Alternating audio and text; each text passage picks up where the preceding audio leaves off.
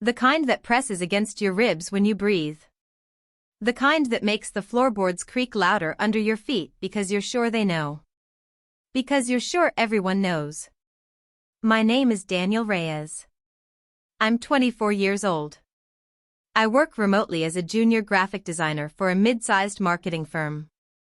Most days, I sit in my bedroom, now technically my home office, designing brand logos and social media ads while my mom moves quietly around the house downstairs. We live in a narrow two-story home on a quiet suburban street. Beige walls. Brown carpet. The kind of place where nothing dramatic is supposed to happen. And yet, everything happened here. If you saw me on a normal day, you wouldn't think there was anything unusual about me. I wear neutral hoodies, jeans, sneakers. I keep my hair trimmed short, just long enough to style but nothing attention-grabbing. I laugh at the right moments.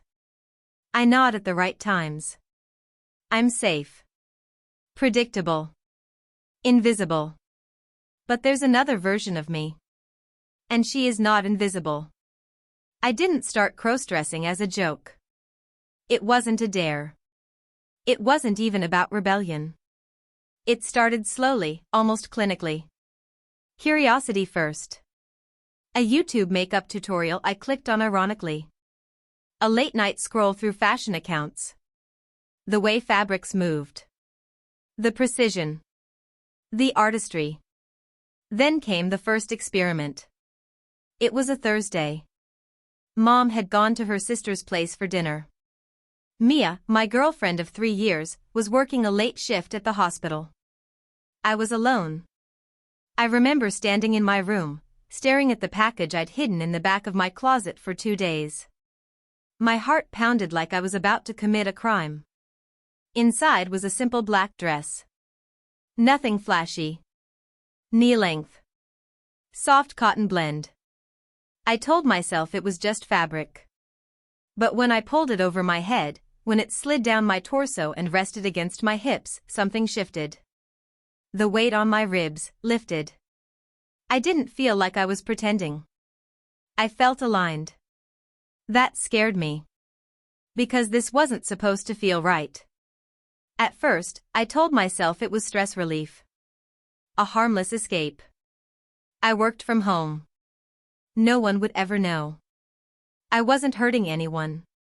I started building a small, secret wardrobe, tucked into a locked suitcase under my bed. A pair of nude heels. A long auburn wig. Subtle makeup palettes. Nothing over the top. I wasn't trying to become someone else. I was trying to find someone. Her name, at least in my head, was Dani. Dani was softer. Calmer. Braver. Dani stood straighter. Dani didn't feel like she was performing masculinity every time she entered a room. The problem wasn't just the clothes. It was how much I needed them. Mia doesn't know. That's the part that eats at me the most. Mia and I met in college. She's sharp, ambitious, compassionate.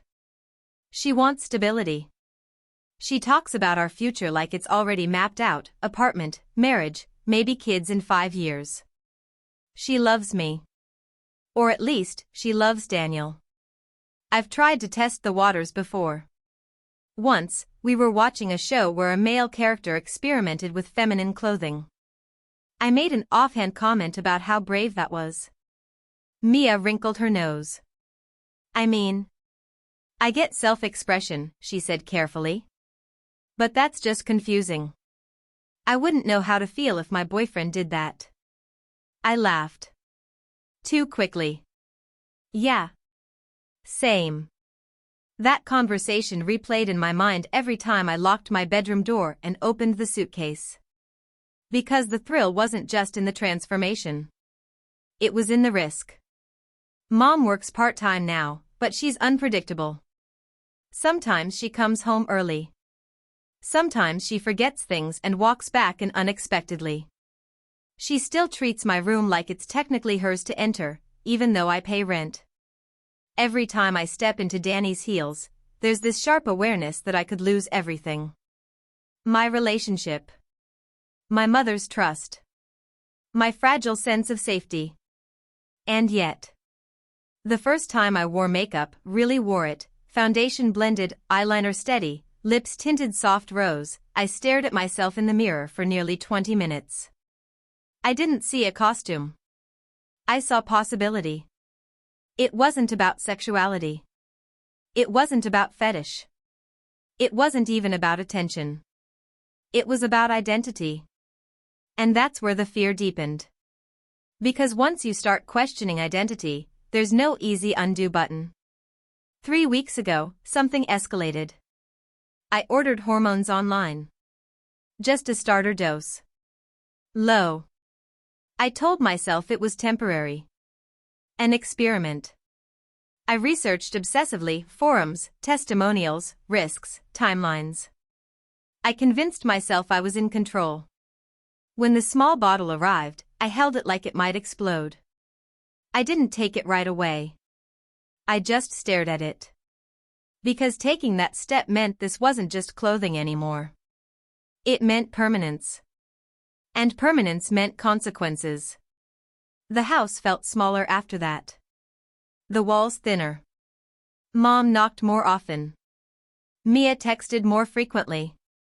Every vibration of my phone felt like an interrogation.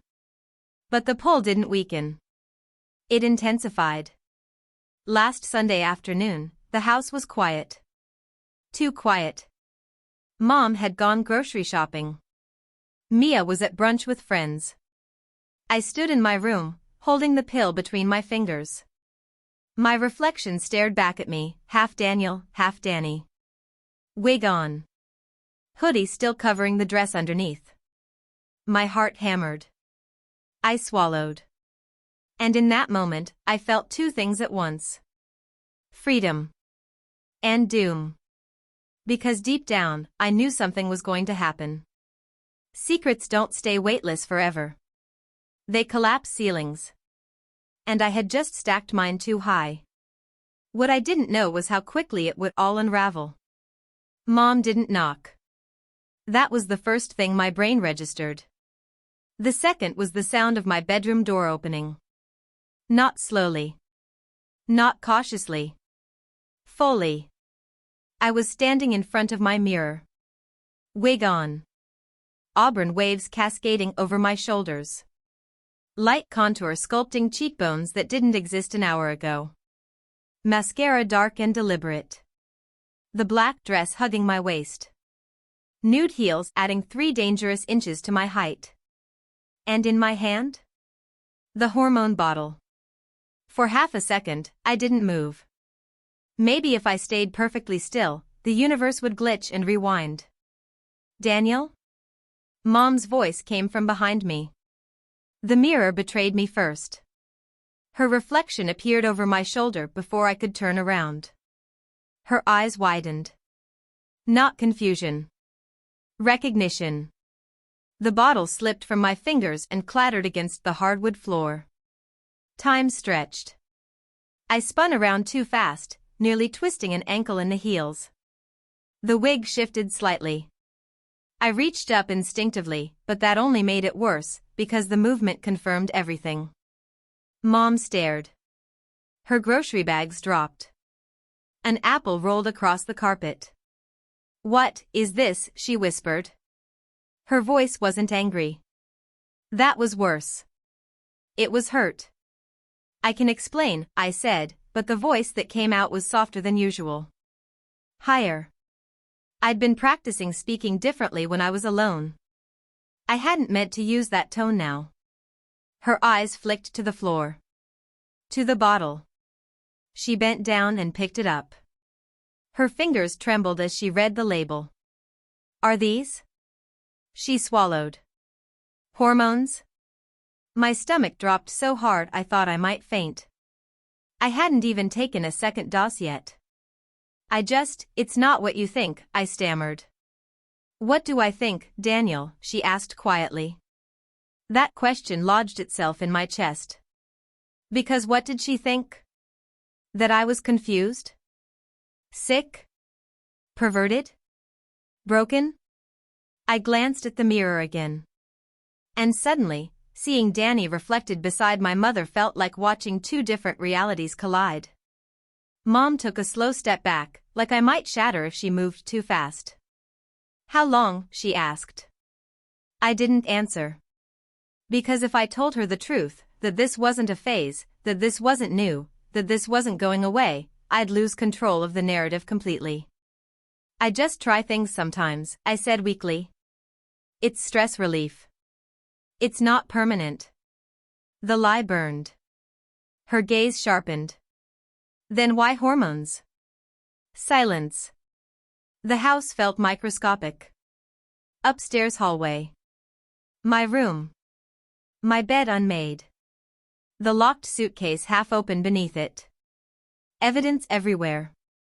I felt exposed in a way I never had before, not just physically, but internally. Like someone had peeled my thoughts out of my skull and pinned them to the wall. "I don't know," I finally whispered. That was the first honest thing I'd said. Her expression shifted, not into anger. Into fear. "For 3 weeks you've been distant," she said. "You barely eat dinner with me.